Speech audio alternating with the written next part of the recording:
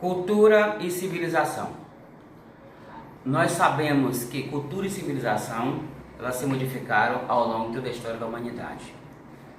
Muitas vezes nós ouvimos pessoas falando: ele não tem cultura, se tratando de escolaridade.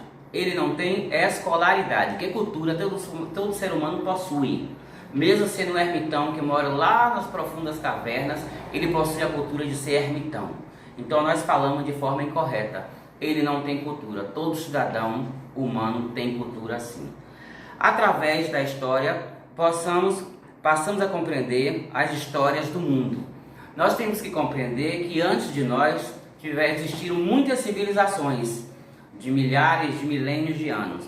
Nós tivemos ao longo do tempo grandes civilizações como a chinesa, a mesopotâmica, os caldeus, os egípcios, o Império Persa, o Império Romano, Grécia Antiga, com Atenas e Esparta, a América com astecas, incas e maias.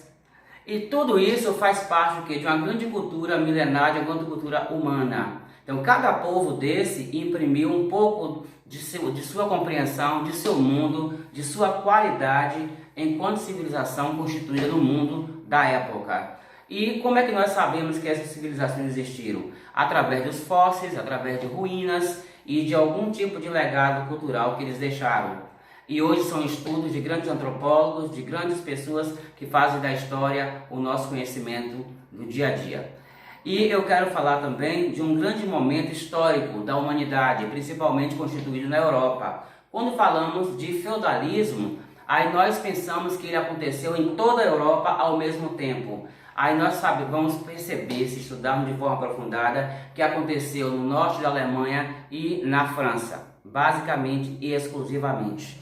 Mas ao longo do tempo, colocou como se toda a Europa fosse feudal. Isso não é uma verdade absoluta.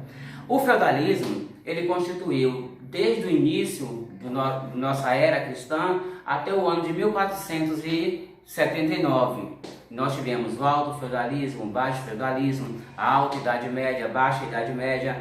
E o feudalismo foi um momento onde a cultura europeia se propagou pelo mundo através do cristianismo. E a Igreja Católica era o poder hegemônico da época.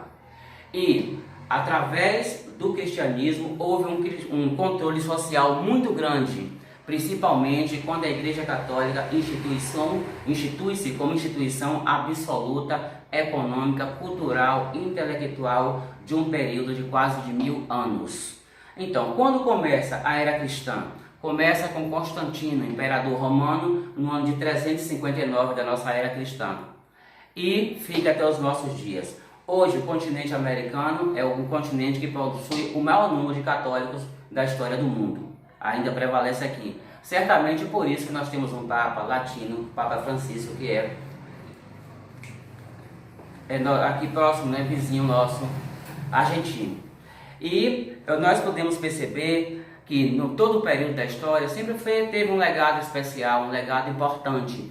Hoje nós estamos vivendo grandes momentos de tristeza através da pandemia. Mas não só nesse momento histórico brasileiro mundial do século XXI que estamos vivendo uma pandemia. Povos do passado já viveram, como no século IV, quando teve a peste negra, que surgiu na China e espalhou-se pela Europa. Só na China, naquele período do século IV, da nossa era cristã, aconteceu o quê? Quase 60 milhões de pessoas sucumbiram, ou seja, morreram. 1/3 da Europa morreu com a peste negra. Depois nós tivemos o advento da gripe espanhola, que dizimou boa parte da Europa. E assim, grandes tragédias, grandes pandemias não só acontece no século XXI, já aconteceu no passado. Aqui no Brasil, no século XX, nós tivemos no início do século, tivemos o quê? Um surto muito grande de tuberculose, que dizimou milhares de vidas. Nós tivemos a febre amarela, nós tivemos a febre tifoide, que foram doenças essencialmente do início do século, onde não tinham o quê? Vacinas adequadas e suficientes, onde não existia a questão do sanitarismo, o esgotamento sanitário, não tinha águas tratadas, não existia nada. Então, em cada época da humanidade, sempre existiram epidemias, sempre existiram pandemias e endemias. Então é um problema que não é só da nossa época. Mas retomando ao feudalismo, vamos falar das grandes cruzadas. Cruzadas que começaram no século XII da nossa era cristã, com destino ao quê? A Terra Santa, tomar a Terra Santa. E ao longo dessas grandes cruzadas aconteceram o quê? Grande mortandade de pessoas. Saíam 300 mil pessoas e não conseguiam ficar vivas mais que 50 mil. Muitos morriam de fome, morriam o quê? De tristeza, morriam através de espadas e muitas não conseguiam voltar porque não tinham mais condição física nem social para estar de volta à Europa. E sucumbiam ao longo do seu caminho, indo para a Terra Santa e nunca chegaram lá. Aí o que foram as cruzadas? O que as cruzadas deixou esse triste caminho para a sociedade da época? Mas através das cruzadas houve o início da queda do feudalismo na Europa. Porque as pessoas da época do feudalismo pensavam que o mundo que existia só era aquele mundo europeu feudal. Não tinha condição e nem conheciam outros mundos, como o Oriente. E a partir das cruzadas eles passaram a ter vivência com outros povos, novas formas de vida, novas formas de ver o mundo e não o centro da terra sendo só a Europa e a Igreja Católica. Então as grandes cruzadas foram importantes para que as pessoas da época pudessem perceber que existia um novo mundo após a Europa. E aí nós vamos passando a história, vivenciando novas tendências, a América e vamos chegar no Brasil. O Brasil, a partir de 1500, foi o que? Nós falamos que a história diz que o Brasil foi descoberto por Pedro Álvares Cabral. Mas quando ele adentrou o Brasil, aqui existiam já povos, mais de 200 etnias de nossos índios. E ele simplesmente foi uma pessoa que tomou posse de nossas terras e não descobriu. Então, a partir de 1500, o Brasil passou a ficar sob o domínio português. Mas só foi colonizado a partir de 1530, quando os franceses começaram a invadir a costa do Brasil para tirar o pau-brasil. É uma especiaria muito importante para a Europa, porque dele extraía-se uma tinta de cor vermelha que tinha um valor alto no mercado europeu. E essa tinta era única e exclusiva para tingir tecidos. Então, como o rei de Portugal, vendo que ia perder as terras do Brasil, aí ele enviou para aqui grandes expedições que passaram a colonizar. E os jesuítas vieram também naquele período. Então o poder jesuíta começou a quê? A catequizar os nossos índios. Então imprimir nos nossos índios a cultura europeia, ensinando latim, ensinando o Pai Nosso, a cultura essencialmente cristã, cristianizando ao nosso povo nativo da época. E escravizando-o também, porque eu aceitava aquele modelo de condição de sociedade europeia branca, ou realmente eles eram punidos.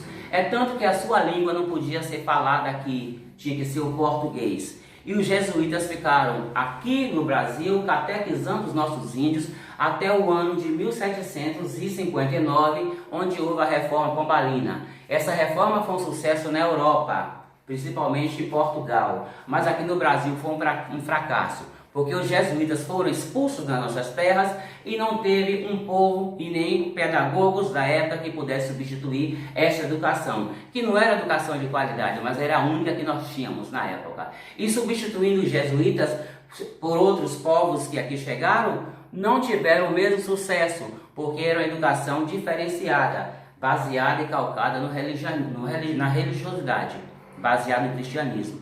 Então, o jesuíta, a educação jesuíta não era a melhor, porém era melhor do que ficou o Brasil, que o Brasil ficou sem nada. E aí agravou-se a questão do analfabetismo que se arrasta até os nossos dias. Então nós devemos perceber que houve uma melhora no Brasil a partir de 1808, quando a família real veio para o Brasil. E uma parte da esquadra foi para o Rio de Janeiro e outra ficou aqui na Bahia.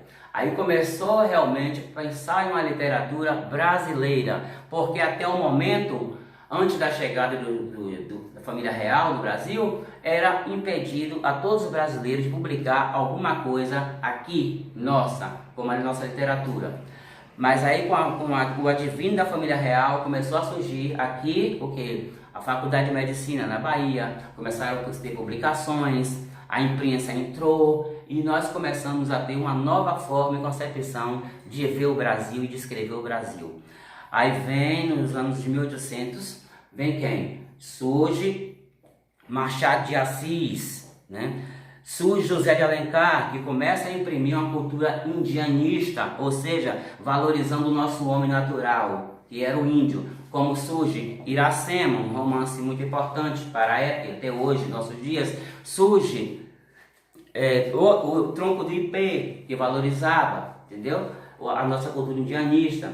Surge Machado de Assis, que começa a resgatar os valores das colônias, das belas mulheres aqui do nosso Brasil. E começa a imprimir, como ele escreveu Helena, Machado de Assis, escreveu Capitu, e ele começa a ter uma nova concepção de uma nova cultura, um novo estar no Brasil.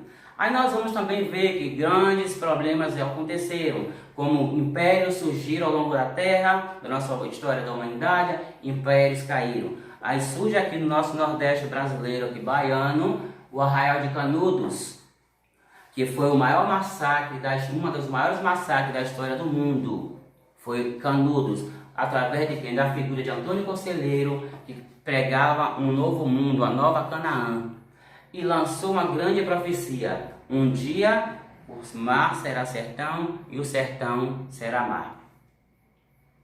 E aí nós hoje estamos vivendo uma nova era, um novo marco.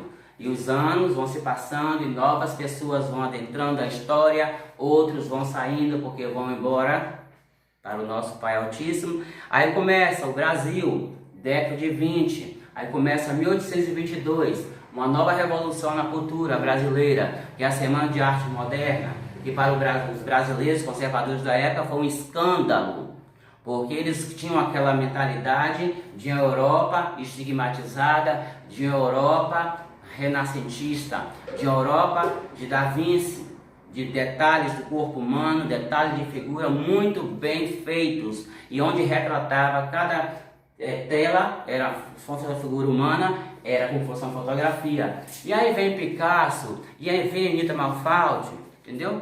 Aí vem outros grandes atores, escritores, e começa a ter uma nova concepção. Eu estou falando um pouco de história da humanidade, de chegar ao Brasil, para que percebamos que o mundo não é estático. O mundo ele está em constante transformação, e nós temos que compreender o nosso hoje olhando o que aconteceu no ontem.